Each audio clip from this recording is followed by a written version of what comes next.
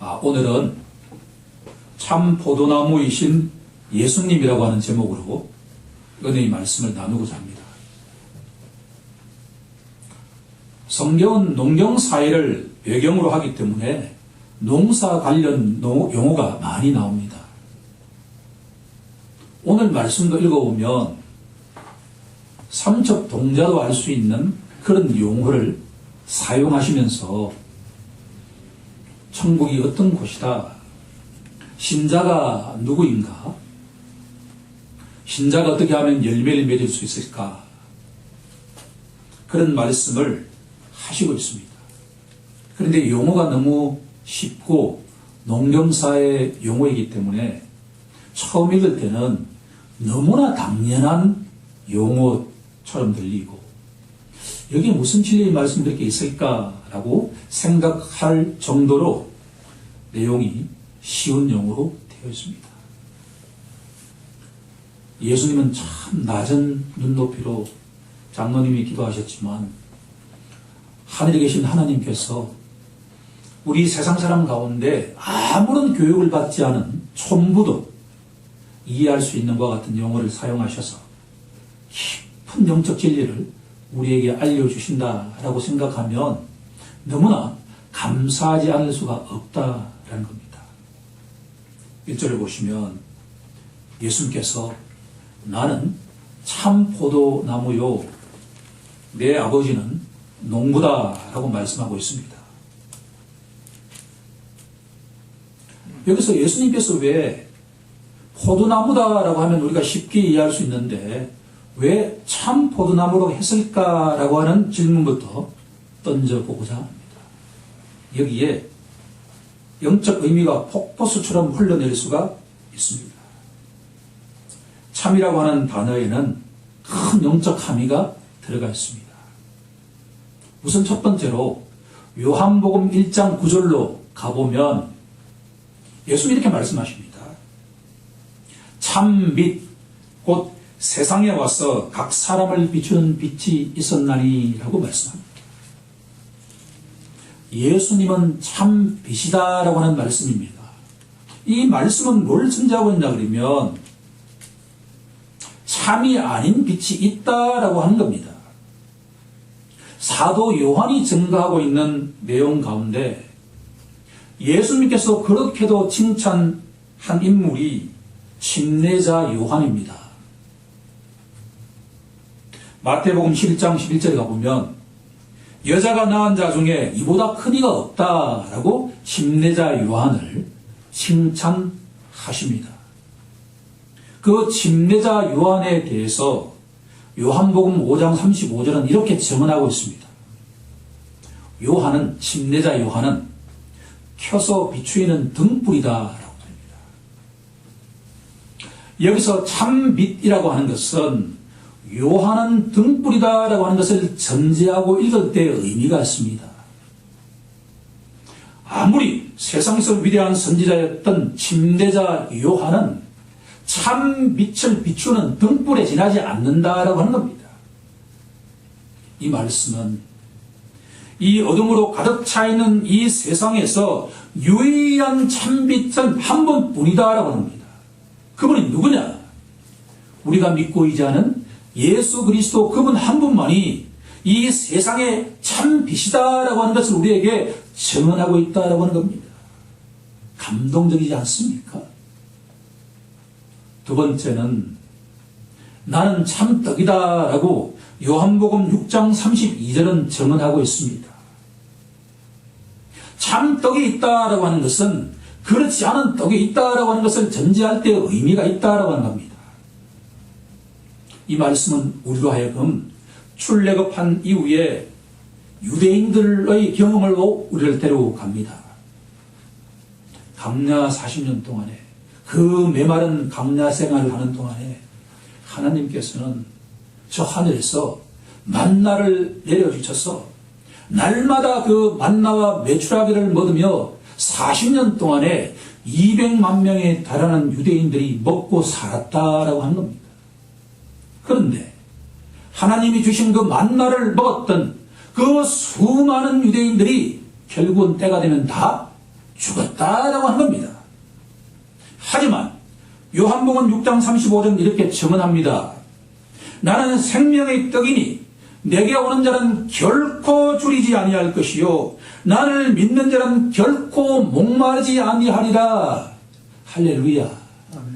만나를 먹은 자는 다 죽었지만 내게 와서 나를 먹고 마시는 자는 결코 죽지 아니하는 영생을 얻게 된다라고 하는 말씀을 바로 나는 참 떡이다라고 하는 의미입니다. 놀랍지 않습니까?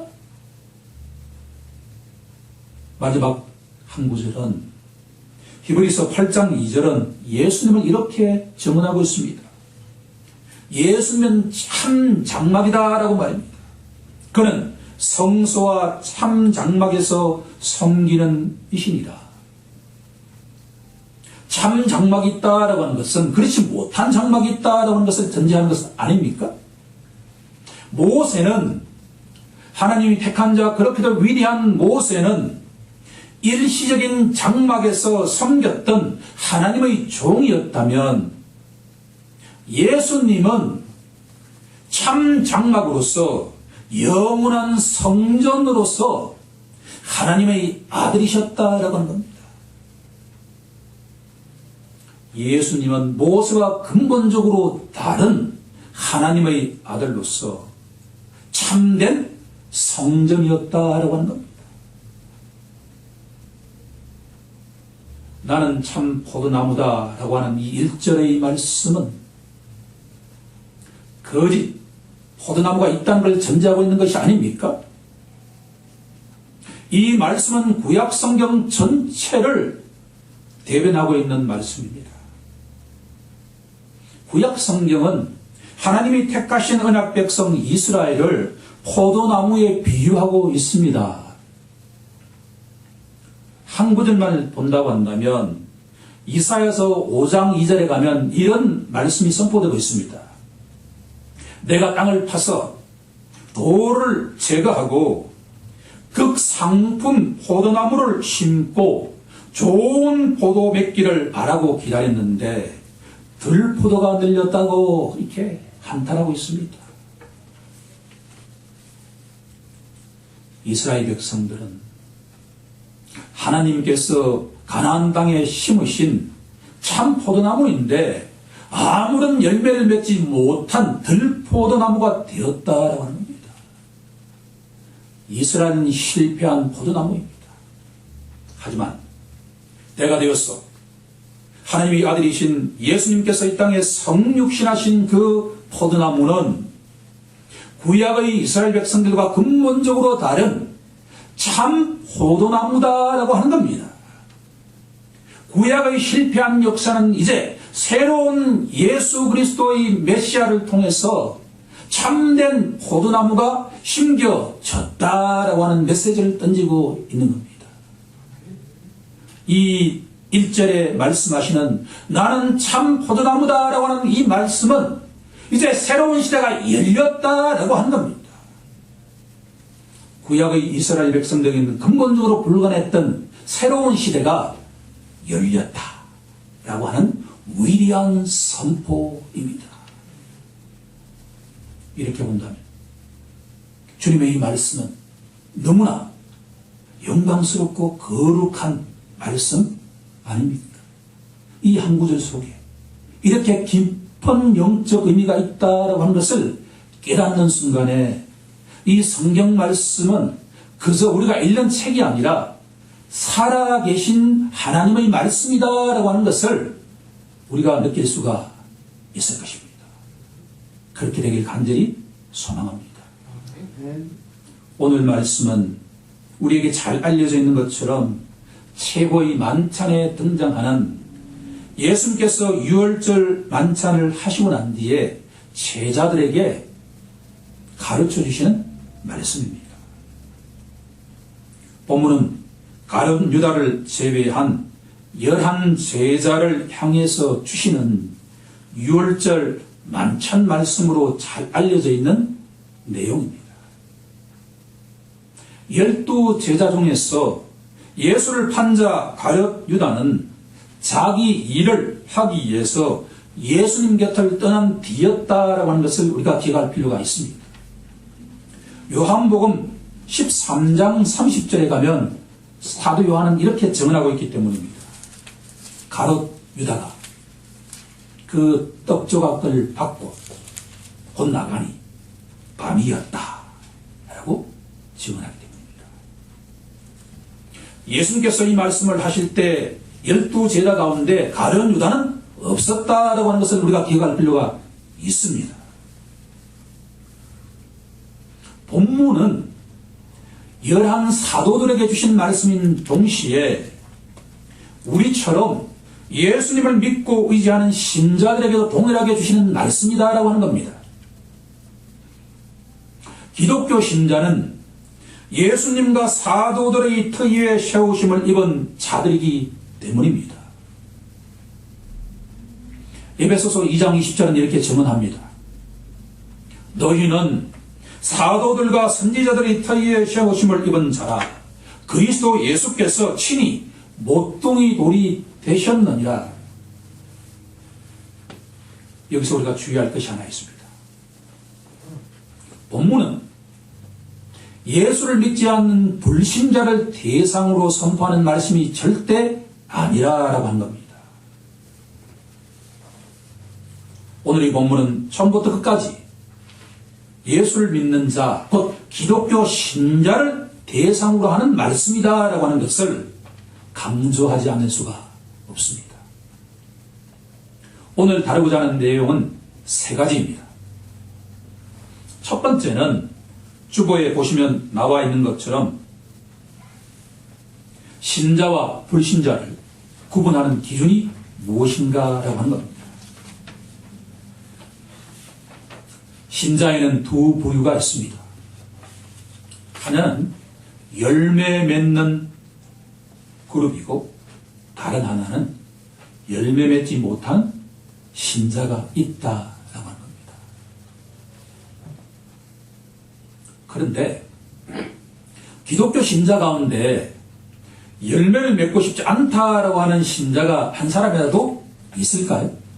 한 사람도 없습니다. 그런데 왜 어떤 신자는 지금 열매를 풍성하게 맺는 데 비해서 왜 다른 신자는 열매를 맺지 못할까라는 질문을 던지지 않을 수가 없습니다. 두 번째 다루는 내용은 어떻게 하면 신자가 풍성한 열매를 맺을 수 있을까라고 하는 조건에 대한 내용입니다. 본문은 우리에게 두 가지의 조건을 제시하고 있습니다. 세 번째는 풍성하게 열매를 맺는 신자가 맺는 열매의 내용이 무엇인가라고 합니다. 너무나 중요한 내용입니다. 예수님께서 우리에게 믿음을 허락하신 근본적인 이유는 풍성한 열매를 맺게 하기 위한 것입니다. 8절에 보시면 중요한 말씀이 선포됩니다. 너희가 열매를 많이 맺으면 내 아버지께서 영광을 받으실 것이요 너희는 내 제자가 되리라 라고 말씀하고 있습니다. 예수님이 참된 제자라고 한다면 풍성한 열매를 맺지 않을 수가 없다라고 하는 겁니다. 그럴 때 저 하늘에 계시는 아버지 하나님께서 우리의 영광을 받으신다라고 하는 겁니다. 지난주 우리는 너무나 중요한 주제를 다루었습니다. 신자는 지속적으로 성장해 가야 된다라고 이야기를 했습니다. 그건 못지않게 중요한 것은 신자는 지금 이곳에서 풍성한 열매를 거두는 자가 되어야 한다라고 하는 겁니다. 왜냐하면 그것이 바로 예수님의 제자라고 하는 증표이고 특히나 아버지 하나님께서 너무나 좋아하신다라고 하는 겁니다. 우리 모두 풍성한 열매를 맺는 신자가 되길 간절히 소망합니다. 축원합니다. 지금부터 이제 그 비밀을 하나하나 알아가는 시간이 되길 간절히 기도합니다. 첫 번째로 신자는 누구인가? 보통 우리 선데이 크리스천 여러분 이야기하지 않습니까? 대형 교회에서 그런 사람들이 많이 있습니다. 아무도 모르고 예배 땡 시작해서 들어와서 예배 땡 하고 마쳐서 자기 집으로 돌아가는 그런 신자들. 선데이 크리스천 교제도 없습니다. 그런데 오늘 우리가 신자가 어떤 신분인가라고 하는 것을 정확하게 알면 알수록 선데이 크리스천은 쉽지가 않다라고 하는 것을 알게 될 것입니다. 기독교 신자는 어떻게 정의할 수 있을까요? 가장 일반적으로 정의한다 그러면 예수를 믿는 자, 이름하여 예수쟁이. 처음에 제가 예수 믿고 난 뒤에 예수쟁이 되었구나 라고 하는 그 뉘앙스가 묘하게 들렸습니다. 그런데 오늘 본문은 예수 믿는 자를 예수님께 붙어 있는 가지라고 이야기합니다. 2절 처음에 보시면 무릇 내게 붙어 있어 라고 되어 있습니다. 본문 우리에게 기독교 신자는 예수님께 붙어 있는 자다 라고 하는 겁니다. 참 흥미롭게 다가왔습니다. 5절을 보시면 나는 포도나무여 너희는 가지니. 포도나무에, 참 포도나무에 딱 붙어 있는 가지가 기독교 신자다라고 하는 겁니다. 여기에 포함되어 있는 영적 의미를 몇 가지로 찾아보고자 합니다. 첫 번째, 예수님께 딱 붙어 있는 가지는 전에는 그리스도 밖에 있던 자가 이제는 그리스도 안에 있는 자가 되었다라고 하는 겁니다. 첫 번째 갈로의 정답은 안입니다. 기독교 신자는 그리스도 밖에 있던 자가 그리스도 안에 있는 자가 되었다라고 합니다. 에베소서 2장 12절 말씀입니다. 그때 너희는 그리스도 밖에 있었다. 아멘. 여러 차례 제가 설교에서 강조했던 본문입니다. 너무나 중요한 본문 구절입니다. 그렇습니다. 우리는 그 누구라도 전에는 그리스도 밖에 있던 자였습니다. 그리스도 밖에 있다라고 하는 것은 참 포도나무이신 여기에 접붙임을 하지 않은 홀로 떨어져 있는 가지였다라고 합니다.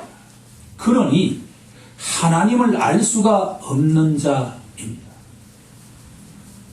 하지만 어느 순간에 이유는 모르겠지만 그리스도 밖에 있던 자가 그리스도 안으로 신분상의 변화를 겪었다라고 하는 것이 바로 기독교 신자의 첫 번째 영적 의미입니다.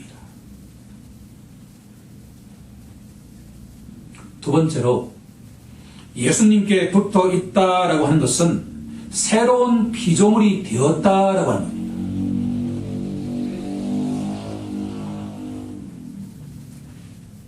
고린도후서 5장 17절은 이렇게 증언합니다. 그런즉 누구든지 그리스도 안에 있으면 새로운 피조물이라. 이전 것은 지나갔으니 보라 새 것이 되었도다. 새로운 피조물은 어떤 사람이 새로운 피조물이라고요? 그리스도 안에 있는 자가 새로운 피조물이라.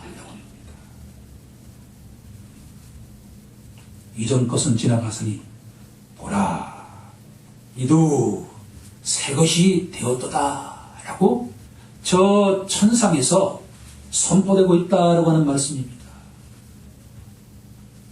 지난 주말에 이 말씀을 묵상하는 가운데 너무나 기쁨과 환희가 제 마음속에서 솟아올랐습니다. 제가 그리스도 밖에 있는 자가 어느 날 그리스도 안에 있는 자가 되는 순간에 저 천상에서 잔치가 벌어졌다라고 하는 것을 믿음의 눈으로 바라볼 수가 있었다라고 하는 겁니다. 하나님을 포함한 수많은 그 천사들과 성경 속에 나오는 수많은 영적 선조들이 함께 모여서 내가 예수를 믿는 순간에 저 천국에서 박수를 치면서 잔치를 벌였다라고 하는 겁니다. 이것이 바로 누구든지 그리스도 안에 있으면 새로운 피조물이다라고 하는 의미입니다.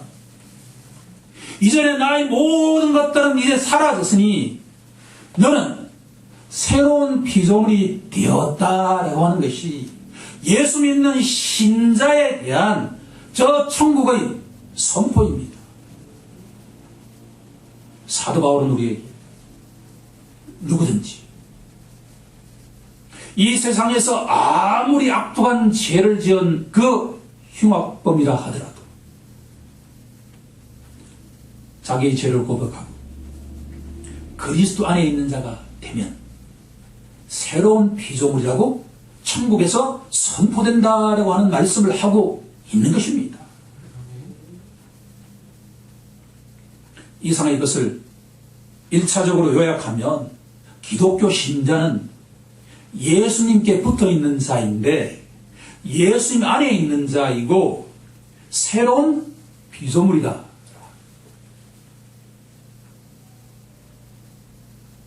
세 번째 의미로 가본다면 예수님께 붙어 있는 자는 예수님을 영접한 자입니다.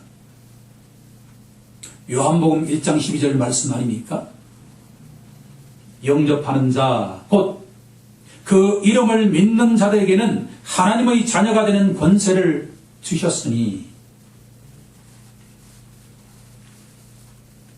요한복음 1장 12절 말씀에 의거하면 예수님께 붙어 있는 자는 예수라는 이름을 믿는 자, 곧 예수님을 자신의 구세주와 주인으로 영접한 자, 곧 하나님의 자녀가 된 자입니다. 엄청나지 않습니까? 마지막 네 번째 의미를 찾아보면 예수님께 붙어 있는 자는 깨끗하게 씻음을 받은 자입니다. 본문 3절에 가면 이렇게 사도 요한이 증언하고 있습니다. 너희는 내가 일러준 말로 이미 깨끗해졌으니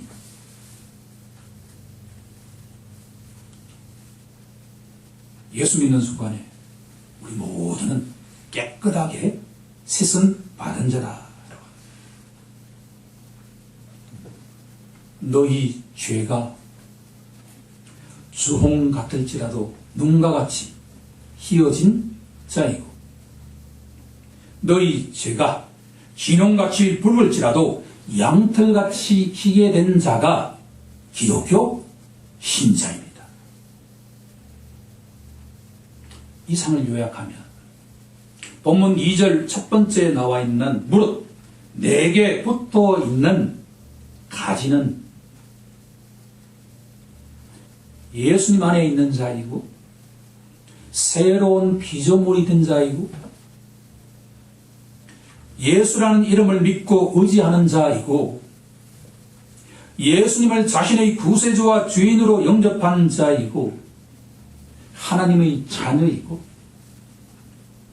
모든 죄가 깨끗하게 씻음 받은 자이다 라고 하는 의미가 포함되어 있다. 저는 이 말씀을 정리하면서 기독교 신자의 신분이 이렇게 완전하게 다르다라고 하는 것을 느끼는 순간에 내 마음속에 뭔가 거룩함이 벌떡벌떡 움직이지 않을 수가 없다라고 하는 겁니다. 내가 지금부터 거룩하게 살아야지 라는 그런 내용이 아니라 나는 지금도 내 속에 죄가 거하고 날마다 실수하는 연약한 존재지만 하나님께서 나를 바라보시기에 예수님께 접붙어 있는 자는 이렇게 근본적으로 그 아이덴티티가, 정체성이, 그 신분이 완전하게 새로운 피조물로 바뀌었다라고 선포하고 있다라고 하는 것을 내가 아는 순간에 나의 옷깃을 여미지 않을 수가 없다라고 하는 겁니다. 옛날처럼 내가 그렇게 살을 수 있을까? 라고 하는 자발적인 동기가 내 속에서 솟아오르기 시작한다라고 하는 겁니다. 누가 거룩해라 라고 하는 게 아닙니다. 우리는 거룩해지려고 노력할 필요가 없습니다. 첫 번째로 기독교 신자가 누구인가에 대한 내용을 정확하게 듣고 묵상하면 할수록 나는 변화되지 않을 수가 없다라고 합니다. 너무나 흥미롭고 놀랄 일이 아닙니까? 선대의 크리스찬이 많다라고 하는 것은 오늘 우리가 지금 선포되고 있는 이 내용에 대한 정확한 지식과 묵상이 부족함에 따른 줄로 믿습니다. 신자가 이렇게 근본적으로 바뀌었다라고 하는 것을 우리 모두 깊이 깨닫고 묵상하길 간절히 소망합니다.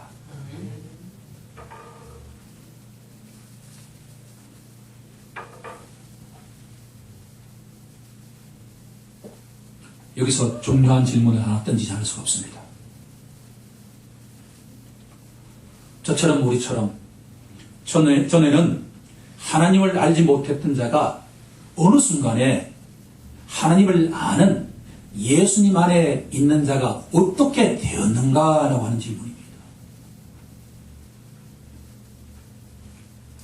우리가 노력해서 하나님이라고 하는 존재를 알 수가 있을까요? 불가능합니다. 우리처럼 죄인이 어떻게 깨끗한 자가 될 수 있을까라고 질문한다면 성경은 이 모든 것이 하나님의 선물이라고 선포하고 있습니다. 하나님의 전적인 은혜다라고 선포하고 있습니다. 저를 포함한 이 자리에 있는 모든 우리에게 하나님이 왜 그리스도 밖에 있는 자가 그리스도 안에 있는 자를 통해서 하나님과 교제하는 자가 되었는가라고 질문한다면 그것은 하나님의 전적인 긍휼하심, 자비하심, 은혜다라고 성경은 선포하고 있다라고 합니다. 에베소서 2장 8절 이하는 너무나 중요한 본문 말씀입니다. 너희는 그 은혜에 의하여 믿음으로 말미암아 구원을 받았으니 이것은 너희에게서 난 것이 아니요 하나님의 선물이다. 행위에서 난 것이 아니니 이는 누구든지 자랑하지 못하게 함이니라. 아멘. 그리스도 밖에 있던 자가 그리스도 안에 있는 자가 된 것은 하나님의 전적인 은혜다, 선물이다라고 하는 겁니다. 그러니 우리가 자랑할 것이 하나도 없다라고 합니다.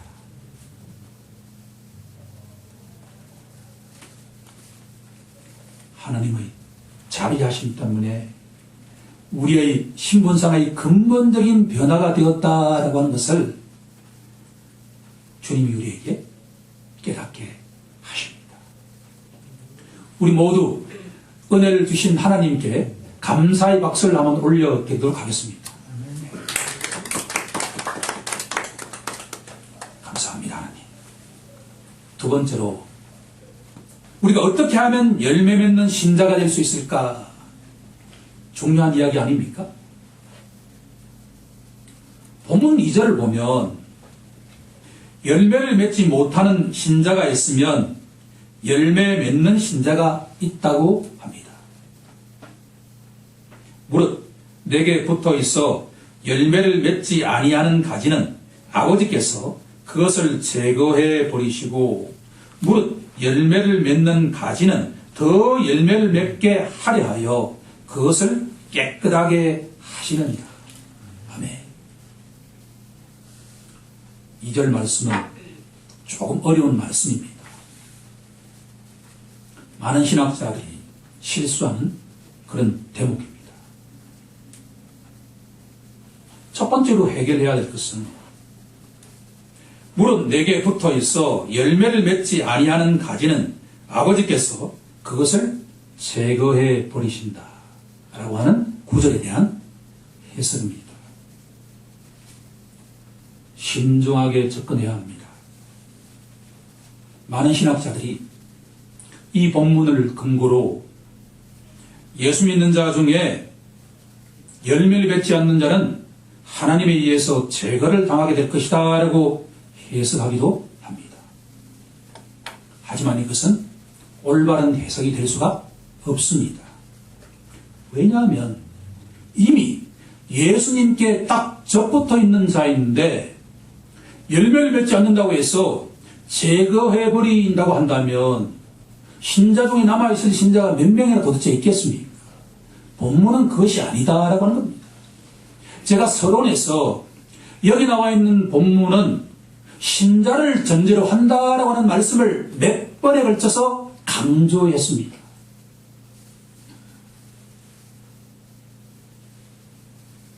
무릇 내게 붙어 있어 열매를 맺지 아니한 가지는 그 시제가 현재형입니다. 포도나무의 가지 중에는 현재 지금 열매를 맺지 못하는 상태에 처한 가지가 있다라고 합니다.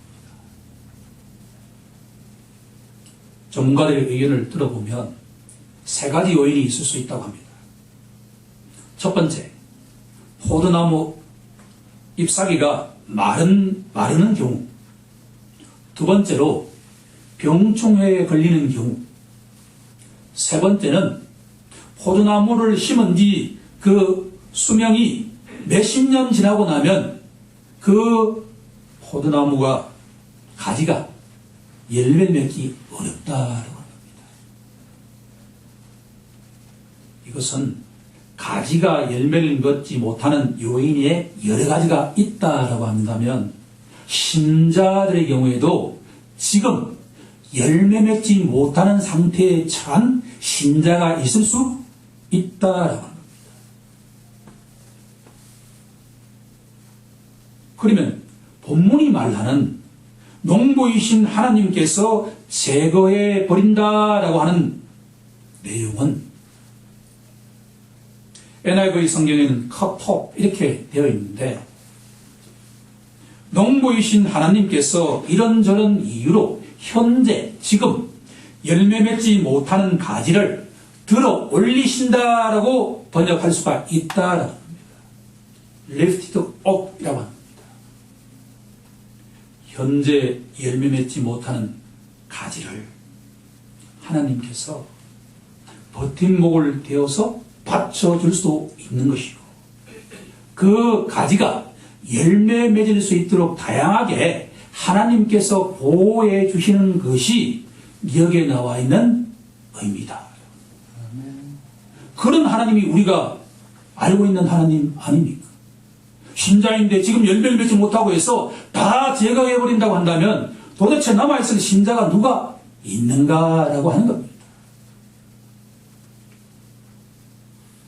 본문은 또한 물은 열매를 맺는 가지는 더 열매를 맺도록 깨끗하게 하신다라고 합니다. 깨끗하게 한다는 게 무슨 의미일까? 포도나무 가지에는 곤충이 붙어 있을 수도 있고 이끼가 붙어 있을 수도 있고 기생충들이 더덕더덕 붙어 있을 수 있다라고 합니다.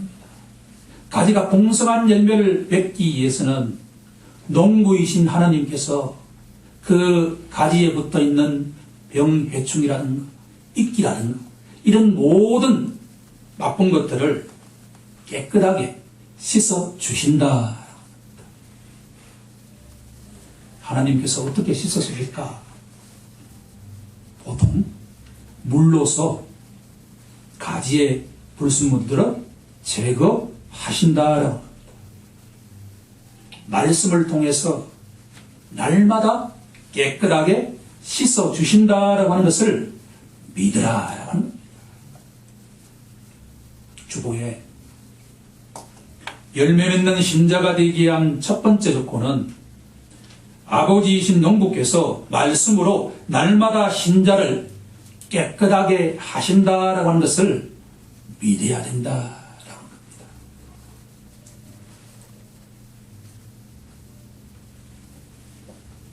여기서 우리들은 우리 교회가 추구하는 날마다 하나님 말씀 앞에 나아가서 기도해야 된다라고 하는 이 말씀이 왜 중요하냐라고 하는 것을 이해할 수가 있습니다. 그것은 열매 맺는 신자가 되기 위한 첫 번째 조건은 하나님 말씀 앞에 나아가서 말씀을 통해서 기도할 때 주님께서 우리들을 열매 맺는 가지가 될 수 있도록 깨끗하게 해 주신다라고 하는 겁니다. 두 번째, 오늘 설교에서 가장 중요한 내용은 지금 이 시점입니다. 신자가 풍성한 열매를 맺기 위한 두 번째 조건은 예수님 안에 거하는 자가 되어야 된다라고 하는 겁니다. 그 다음 갈로의 정답은 거하는 자입니다.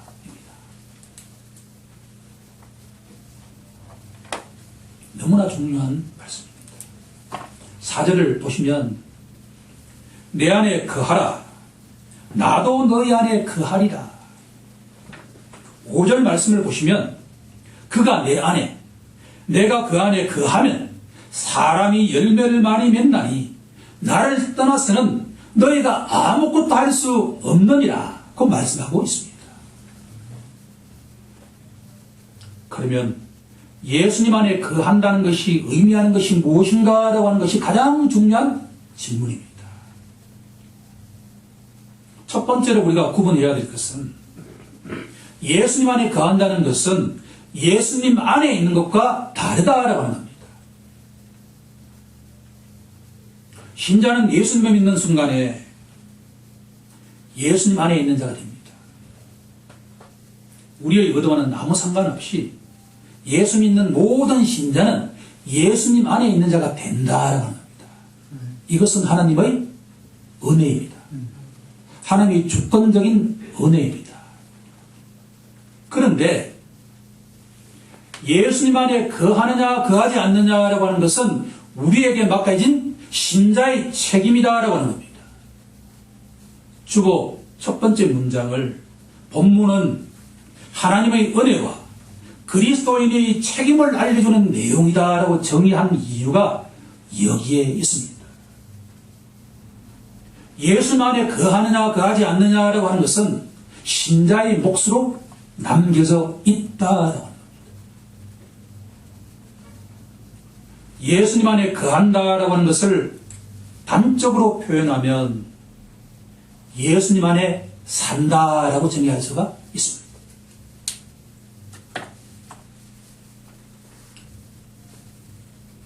로버트 멍에가 쓴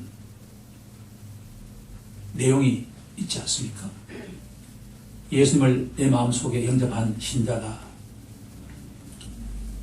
어느 순간 그 예수님이 자기 마음에 골방 속에 깊이 홀로 두었다라고 하는 것을 알기 시작하는 내용 아닙니까? 내 마음의 그리스도식이라고 하는 것은 신자가 예수님 안에 거하는 자는 주님과 함께 날마다 모든 일에 대해서 함께 상의하면서 그분과 동고동락을 같이 하는 자가 예수님 안에 거하는 자입니다. 하지만 만약에 내주하신 주님께서 내 마음의 깊은 골방에 혼자 남겨두면 주님은 인내하시는 분이기 때문에 오래 참으시는 분이지만 그 마음이 너무나 아프지 않겠습니까? 예수님과 함께 산다는 것은 예수님과 인격적인 교제를 한다는 것을 의미합니다. 사도 요한은 요한 1장 3절에서 예수님 안에 거한다는 것을 다음과 같이 풀이해주고 있습니다. 우리가 보고 들은 바를 너희에게도 전함은 너희로 우리와 사귐이 있게 하라 함이니 우리의 사귐은 아버지와 그의 아들 예수 그리스도와 더불어 누립니다. 아멘. 예수님 안에 거하는 자는 예수님과 함께 인격적인 교제를, 만남을 하는 사람을 의미합니다. 그러면 누가 열매를 맺는 자이겠습니까? 예수님 안에 거하는 자입니다. 날마다 예수님과 얼마만큼 인격적인 교제를 하는가에 따라서 신자의 열매가 달라진다라고 하는 것이 오늘 말씀의 결론이라고 이야기할 수 있습니다. 그러면 이 말씀은 우리에게 결단을 요청합니다. 여러분은 그저 단순하게 예수님 안에 있는 자입니까? 아니면 예수님 안에서 함께 예수님과 사는 자입니까? 단순히 예수님 안에 있는 자는 천국에 갈 수는 있을지 모르지만 아버지 하나님께 절대로 영광이 되지 않는 자입니다. 하지만 예수님 안에서 머물며 예수님과 함께 인격적으로 교제하고 날마다 만나는 신자는 자기도 모르게 지금 이곳에서 풍성한 열매를 거두게 된다라고 하는 겁니다. 우리 모두 예수님 안에 거하면서 하나님께 영광을 올리는 풍성한 신자가 되길 간절히 소망합니다. 마지막 예수님의 신자가 거두는 열매에 대해서는 간단하게 살펴보겠습니다. 첫 번째 열매는 사랑의 열매입니다. 구절을 보시면 아버지께서 나를 사랑하신 것 같이 나도 너희를 사랑하였으니 내 사랑 안에 거하라.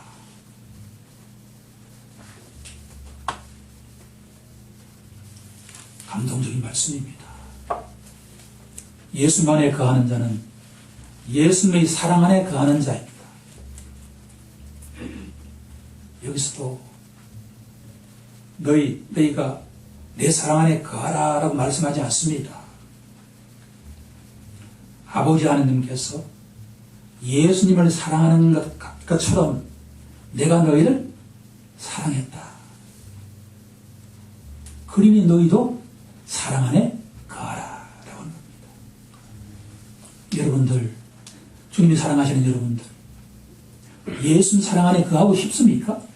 그러면 이 관계를 알아야 됩니다. 지금부터 내가 사랑하자 해서 사랑할 수 있는 게 절대 아닙니다. 성부 하나님께서 성자 하나님을 사랑하신 것처럼 성자 하나님이 우리에게 사랑을 하신 것처럼 우리도 사랑하라라고 하는 겁니다. 사랑은 어디에서 나오는 겁니까?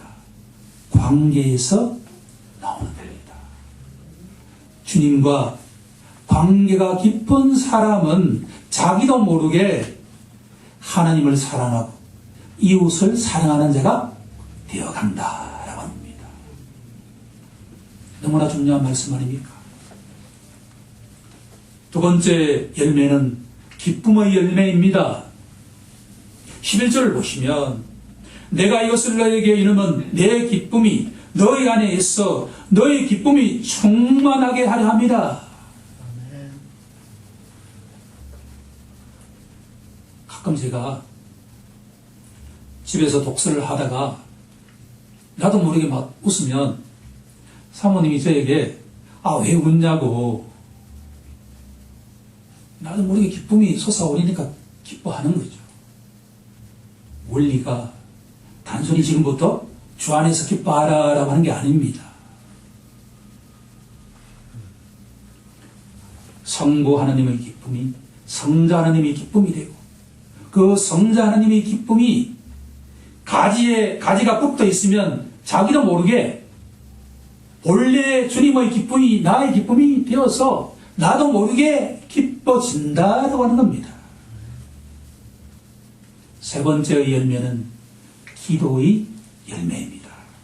16절을 보시면 너희가 나를 택한 것이 아니요 내가 너희를 택하여 세웠나니 이는 너희로 가서 열매를 맺게 하고 또 너희 열매가 항상 있게 하여 내 이름으로 아버지께 무엇을 구하든지 다 받게 하려 함이라. 아멘. 너무나 벅찬 말씀입니다. 감당하기에 너무나 벅찬 말씀입니다. 이 말씀도 지금부터 너희가 기도하라라는 말씀이 아닙니다.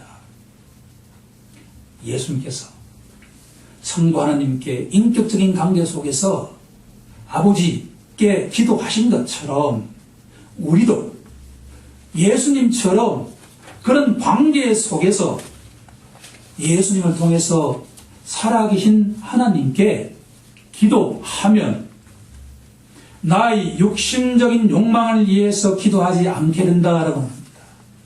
그러면 100% 아버지 마음에 합한 기도를 하게 된다는 것이고, 그러면 100% 기도의 응답을 받게 된다라고 합니다.